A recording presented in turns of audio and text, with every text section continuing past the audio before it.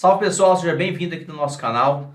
Eu vou trazer aqui uma informação importantíssima para vocês, que inclusive aconteceu, gerou uma dúvida aqui num planejamento previdenciário de um cliente e consequentemente a gente tem que esclarecer esses pontos para você entender também.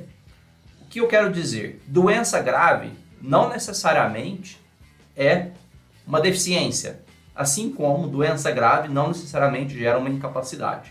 É uma questão muito polêmica, porque as pessoas acreditam, por ter uma doença grave, já vai se enquadrar na pessoa com deficiência para conseguir a aposentadoria da pessoa com deficiência, e não é assim, não tem nada a ver. A questão de ter uma doença considerada grave pela legislação não necessariamente quer dizer que a pessoa tem uma deficiência que se enquadra na aposentadoria por tempo de contribuição ou por idade da pessoa com deficiência.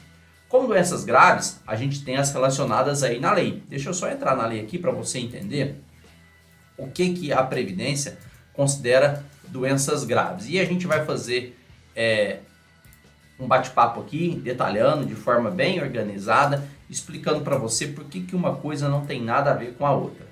Então vamos lá na Lei 8.213, já estou com ela aqui na tela, estava separando aqui para você entender o que a lei traz como doença grave. Vamos lá, olha só.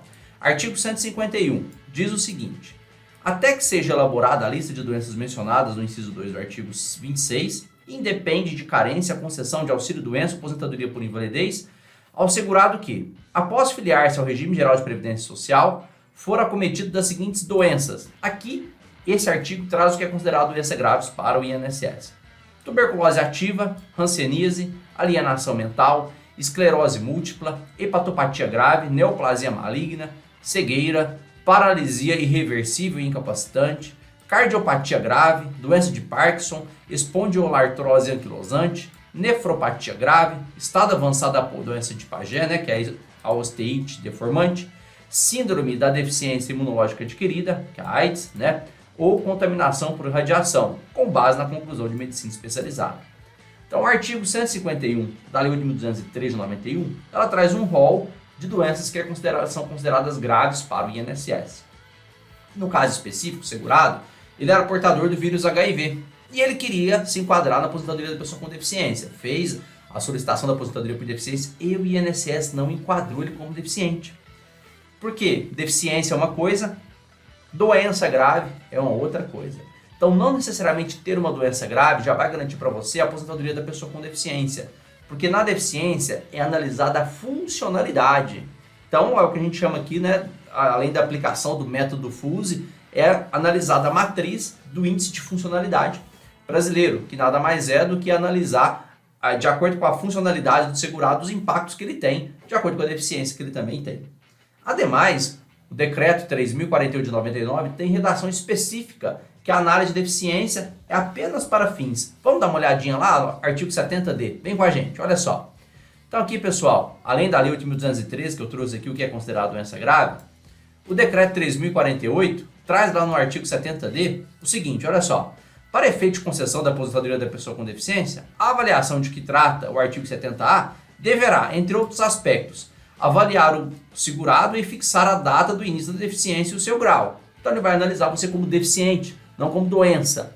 Ponto importante, tá? Segundo, identificar a ocorrência de variação no grau de deficiência e indicar os respectivos períodos em cada grau. O que ele quer dizer aqui? Olha, a pessoa já nasceu com essa deficiência no início de trabalho dela era leve, depois ela foi progredindo, piorou, tornou-se moderada ou tornou-se grave, então ela tem que identificar, o perito do INSS tem que identificar esses níveis de variação da deficiência, tá?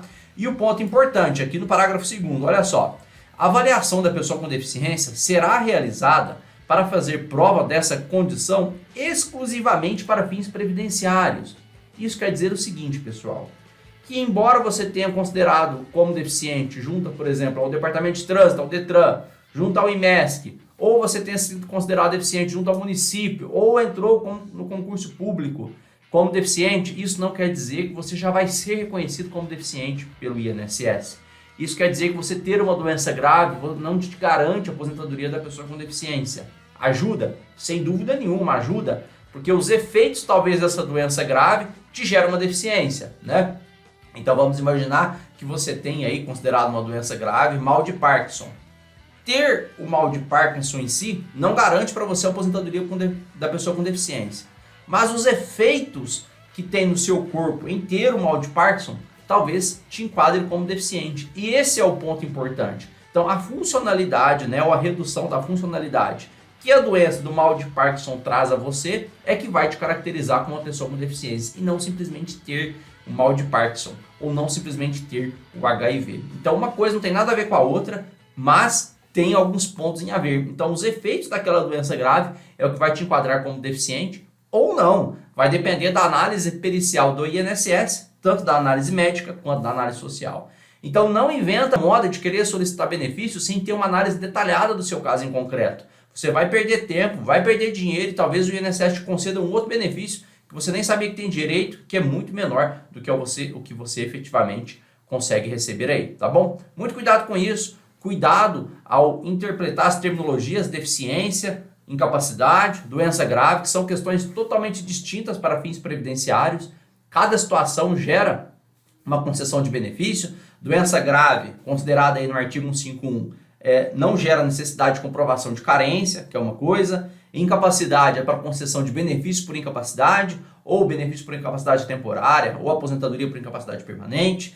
Deficiência gera condições de outros tipos de aposentadoria da pessoa com deficiência, aposentadoria por idade da pessoa com deficiência, que está regulamentada lá numa lei complementar, na 142 de 2013. Não confunda os institutos e as terminologias, que vai dar um nó na sua cabeça e você não vai conseguir justificar o que efetivamente você quer no direito previdenciário, tá bom? Vem com a gente que amanhã tem Papo Previdenciário com um tema importante. Até lá, tchau!